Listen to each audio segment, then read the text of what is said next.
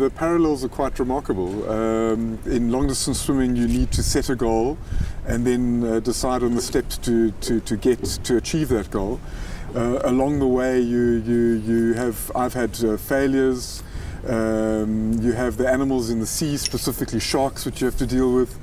And in business there are remarkable similarities. Bumps in the road, you also have sharks which you have to deal with from time to time, unfortunately.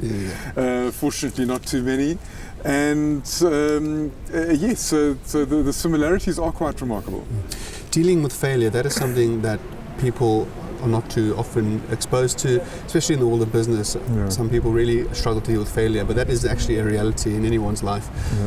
Tell us about some instances where you had to have dealt with failure in the pool and maybe in business, and any similarities between them. Well, certainly from a sea perspective, the failure is part of the landscape.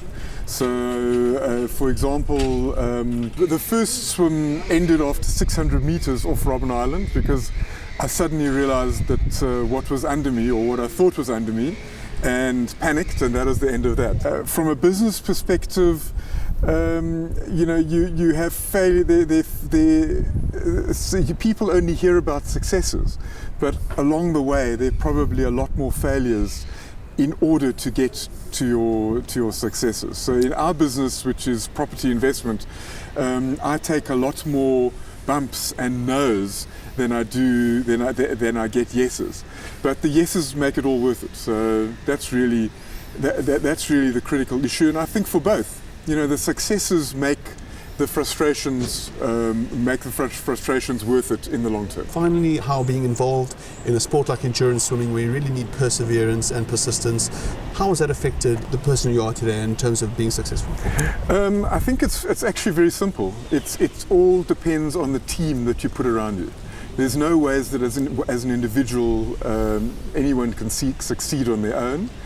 And so as you saw this morning, the team I have on the boat, in business you need an exceptional team, and fortunately I'm part of an exceptional team. And you have to realize that you are a part of a team, because otherwise arrogance is probably breeds more failure than anything else. And if you can work within a team, success will follow.